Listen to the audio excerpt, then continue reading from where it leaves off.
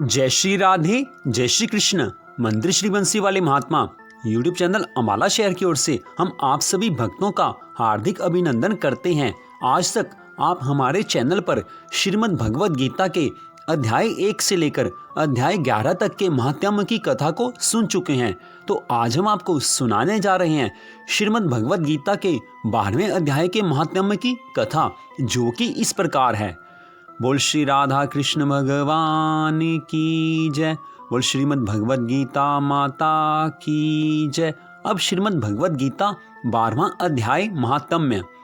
श्री महादेव जी कहते हैं, हे पार्वती, दक्षिण दिशा में कोल्हापुर नाम का एक नगर है, जो सब प्रकार के सुखों का आधार, सिद्ध महात्माओं का निवास स्थान तथा सिद्धि प्राप्ति का क्षेत्र है। वह पराशक्ति भगवती लक्ष्मी का प्रधान पीठ है। संपूर्ण देवता उसका सेवन करते हैं। वह पुराण प्रसिद्ध तीर्थ, भोग एवं मोक्ष प्रदान करने वाला है। वहाँ करोड़ों तीर्थ और शिवलिंग है। रुद्र गया भी वही है। वह विशाल नगर लोगों में बहुत विख्यात है। एक दिन कोई युवक पुरुष उस नगर में आया।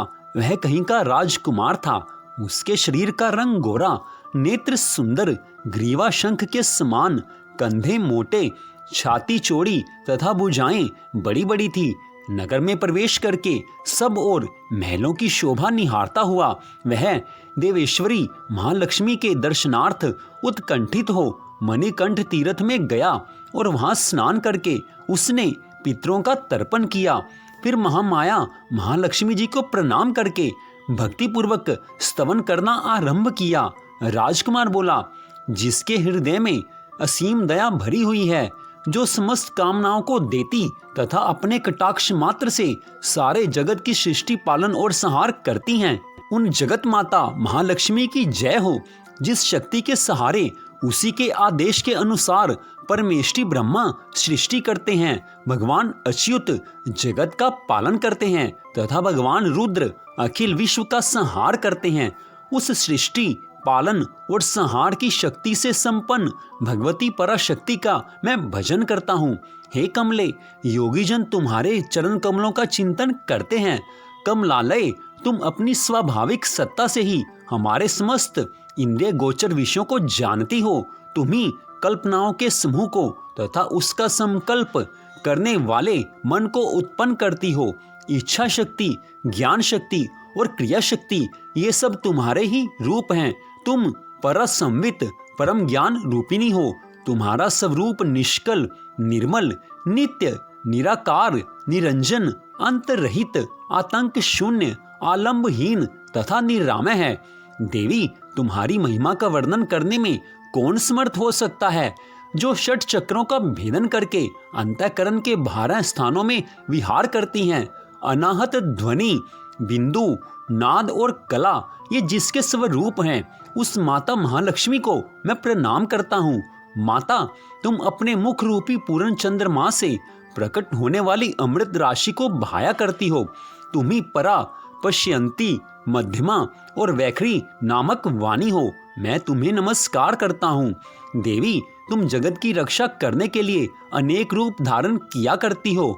हे अंबिके, तुम ही ब्राह्मणी, वैष्णवी तथा माहेश्वरी शक्ति हो। वाराही, महालक्ष्मी, नारसिंही, ऐन्द्री, कुमारी, चंडिका, जगत को पवित्र करने वाली लक्ष्मी, जगन माता सावित्री, चंद्रकला तथा रोहिणी भी तुम ही हो। हे परमेश्वरी, तुम भक्तों का मनोरथ पूर्ण करने के लिए कल्पलता के समान हो। मुझ पर प्रसन्न हो जाओ। उसके इस प्रकार स्तुति करने पर भगवती महालक्ष्मी अपना साक्षात स्वरूप धारण करके बोली, राजकुमार, मैं तुमसे प्रसन्न हूँ। तुम कोई उत्तम वर मांगो। राजपुत्र बोला, माँ, मेरे पिता राजा बृहदरथ अश्वमेघ नामक महान यज्ञ का अनुष्ठान कर रहे थे। वे देव योग से रोगग्रस्त होकर स्वर्गगामी हो गए। इसी बीच में यूप में बंधे हुए मेरे यज्ञ संबंधी घोड़े को, जो समूची पृथ्वी की परिक्रमा करके लौटा था, किसी ने रात्रि में बंधन काट कर कहीं अन्यत्र पहुंचा दिया है। उसकी खोज में मैंने बहुत लोगों को भेजा था, किंतु वे कहीं भी उसका पता न पाकर जब खाली हाथ लौट आए हैं, तब मैं सब ऋतवजों से आज्ञा लेकर तुम्हारी शरण में आया हूँ। देवी, यदि तुम मुझ पर प्रसन्न हो तो मेरे यज्ञ का घोड़ा मुझे मिल जाए, जिससे यज्ञ पूर्ण हो सके, तभी मैं अपने पिता महाराज का ऋण उतार सकूंगा।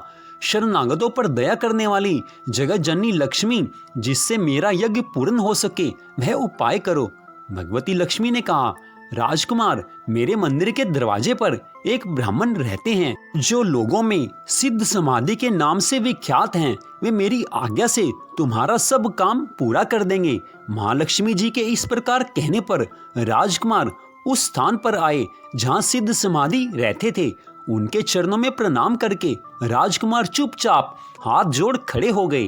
तब ब्राह्मण ने कहा, तुम्हें माता जी ने यहाँ भेजा है। अच्छा, देखो, अब मैं तुम्हारा सारा अभीष्ट कार्य सिद्ध करता हूँ। ऐसा कहकर मंत्रवेता ब्राह्मण ने सब देवताओं को वहीं खींचा। राजकुमार ने देखा, उस समय सब देवता हाथ जोड़े थर थर कांपते हुए वहां उपस्थित हो गए।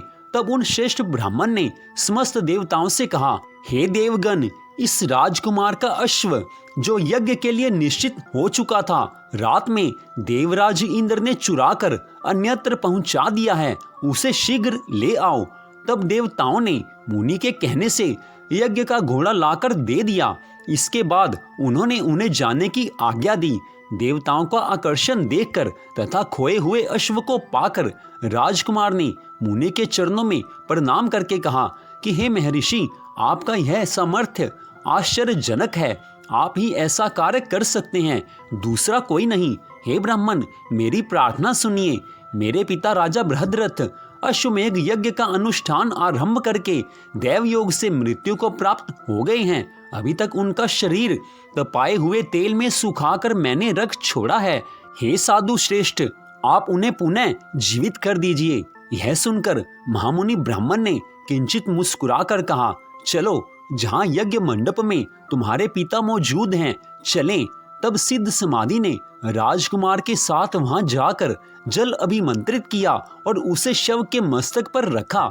उसके रखते ही राजा सचेत होकर उठ बैठे। फिर उन्होंने ब्राह्मण को देखकर पूछा, हे धर्म स्वरूप, आप कौन हैं? तब राजकुमार ने महाराज से पहले का सारा हाल कह सुनाया। राजा ने अपने को पुनः जीवन दान देने वाले ब्राह्मण को नमस्कार करके पूछा, हे ब्राह्मण, किस पुण्य से आपको यह अलौकिक शक्ति प्राप्त हुई है? उनके यों कहने पर ब्राह्मण ने मधुर वाणी में कहा, राजन, मैं प्रतिदिन आलस्य रहित होकर श्रीमद् भगवद गीता के 12वें अध्याय का जाप करता हूँ। उसी से मुझे यह शक्ति मिली है जिससे तुम्हें जीवन प्राप्त हुआ है। यह सुनकर ब्राह्मणों सहित राजा ने उन ब्रह्म ऋषि से गीता के 12वें अध्याय का अध्ययन किया। उसके माध्यम से उन सब की सद्गति हो गई। दूसरे दूसरे जीव भी उसके पाठ से परम मोक्ष को प्राप्त हो चुके हैं। तो इस प्रकार श्रीमद् भगवद गीता के 12वें अध्याय के माध्यम की इस कथा को भगवान शंकर जी ने माता पार्वती को सुनाया था। तो इस कथा का यहीं पर विश्राम होता है। मंदिर श्री बंसी वाले महात्मा यूट्यूब चैनल अम्बाला शहर की ओर से आप श्रीमद् भगवद गीता के 12वें अध्याय के माध्यम की इस कथा को सुन रहे थे। आप सबका हार्दिक धन्यवाद। भगवान श्री राधा कृष्ण जी की कृपा सदा सर्वदा आप सब पर बनी रहे, इसी मंगल कामना के साथ जय श्री राधा रानी जी की, जय श्री कृष्ण भगवान जी की, जय श्रीमद् भगवद गीता माता की। जय जय श्री राधे, जय जय श्री राधे, जय जय श्री राधे श्याम।